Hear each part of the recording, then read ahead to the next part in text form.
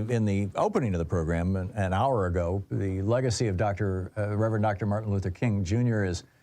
is much more extensive than the single sentence that is constantly repeated by people like Tom Cotton, white Republicans, about judging people based on their character rather than the color of their skin. And he, as Kenyatta pointed out in the last hour, he really was, or would be considered certainly by Republicans today, to be a radical. And he was advocating some very, very specific policies. Let's look at some of those. Algernon Austin is with us. He's the Director of Race and Economic Justice at the Center for Economic and Policy Research. Previously the director at EPI's program on race, ethnicity, and the economy, excuse me. Now, CEPR.net is the website, and Algernon's Twitter handle is Algernon_Austin, ALGERNON_AUSTIN, and of course, CEPRDC also on Twitter. Algernon, welcome to the program. Great to have you with us. Tell us, and I love this piece that you guys wrote at CEPR.net, Full Employment for All. Tell us about this program that Dr. King was advocating. Well, this year is the 60th anniversary year of the March in Washington for Jobs and Freedom. And I think it's really important that people call it the March in Washington for Jobs and Freedom so that we remember, yes, as you were saying, so that we don't reduce it to the dream and a couple of other brief quotations, that the march was a jobs march, a march for economic justice and civil rights, both. Both were quite important to the activists. So on this 60th anniversary year, we really want to lift up the jobs part. So we have this Full Employment for All campaign that the Center for Economic and Policy Research and 9 other organizations are kicking off on Martin Luther King Day. And it's important to remember, yes, he was a radical. He was fighting very hard for economic justice. His last year, he was focused on the Poor People's Campaign. And both Dr. King and Coretta Scott King believed that the country needed a large government program to make sure that everyone who wants to work would be able to work, and that this was an important part of their anti-poverty strategy. And it's important to remember that in the March in Washington for Jobs and Freedom, one of the demands was for a massive federal program to train and place all unemployed workers, Negro and white, on meaningful and dignified jobs at decent wages. That's the quote of the demand. So economic justice was a fundamental concern and seen as part and parcel of what was necessary for civil rights and for Black advancement. Franklin Roosevelt, and I'm sure you know much more about this than I do, but my recollection, or it seems to me that Franklin Roosevelt was the first president to introduce the idea, or actually to implement the idea, that the federal government could be the employer of last resort during a time of economic crisis. And of course, Dr. King was saying the federal government could become, or even state governments could become the employer of last resort even when we're not in a time of economic crisis generally nationwide, because there are these pockets of economic crisis that simply never go away. You talk about them in your piece at CEPR.net here today. In New Mexico and Arizona, Latino people suffering from joblessness. In Mississippi and Louisiana, it's mostly Black people impoverished because of lack of work. In Indiana and Michigan, Asian Americans who are without work. In South Dakota and Alaska, Native Americans want to work but are unable to find employment.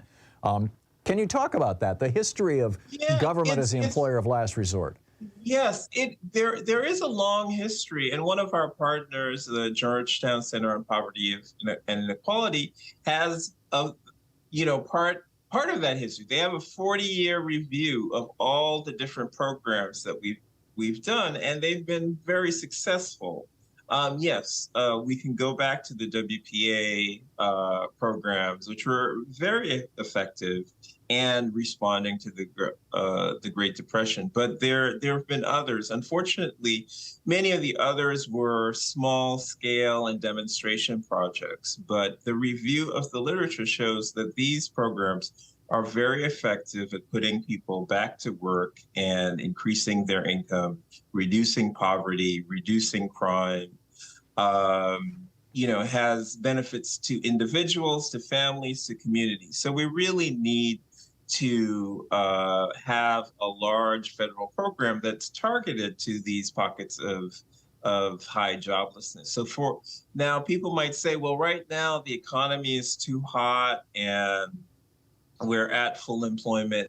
And yes, overall, looking at the national statistics, it looks very good. But while the national unemployment rate last year averaged about 3.6%, in Gary, Indiana, it was about 8%, so more than twice. In Flint, Michigan, it was about 11%, in the double digits. If you look at Washington, D.C., among Black people in D.C., it's, again, about 11% in the end of last year. So the national statistics look very good, but there are many communities that are still dealing with high unemployment, still dealing with double-digit employment. And the federal government, we're a very rich country, has the capacity to target these communities with subsidized employment and really help reduce joblessness, reduce poverty, reduce crime, spur economic development in these communities that have been left behind. So this is what Martin Luther King Jr. was focused on, and this is what he has explicitly called for if you look at his writings around jobs and labor. So we really, if we want to commemorate Martin Luther King, we have to pay attention to his economic justice concerns. We're talking with Algernon Austin. He's the Director of Race and Economic Justice at the Center for Economic and Policy Research, CEPR.net. You're calling for this program of, I'm calling it government as employer of last resort. I'm sure you've got a different name for it. And you've got all these organizational endorsements, obviously CEPR, Center for Law and Social Policy, Community Change Action, DC Fiscal Policy Institute, Economic Policy Institute, Georgetown Center on Poverty and Inequality, the Heartland Alliance, Joint Center for Political and Economic Studies, Labor and Working Class History Association, the Ohio River Valley Institute, and a whole bunch of individuals who've signed on with this. Can you tell us what the specifics are of the program that you're calling for? Well, we are calling for a targeted federal subsidized employment program. So in every state in the nation, I gave some examples before, there are communities that are facing high levels of joblessness today.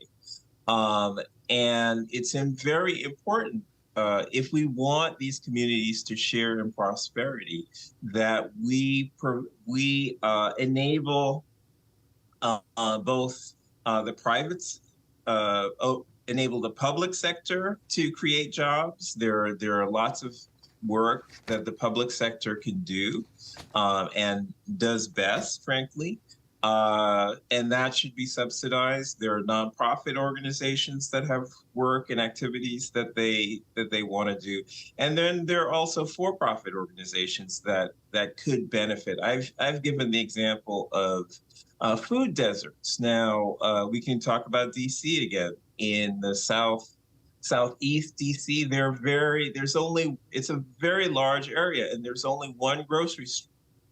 Now, it's hard to get grocery stores into that community, but if the labor costs were subsidized somewhat by the federal government, that changes the calculus. So that could really help bring grocery stores to food deserts. And again, we see this joblessness in every state in this country. There are pockets of high levels of joblessness that need assistance, that need subsidized employment. And it can be the public sector, it can be the nonprofit, it can be for-profit, to allow people who want to work, to make an income, So that's the program. It's let's use our resources to target these communities that have been left behind. It's brilliant. It's absolutely brilliant. Algernon Austin, the Director of Race and Economic Justice at the Center for Economic and Policy Research. You can read all about it at cepr.net,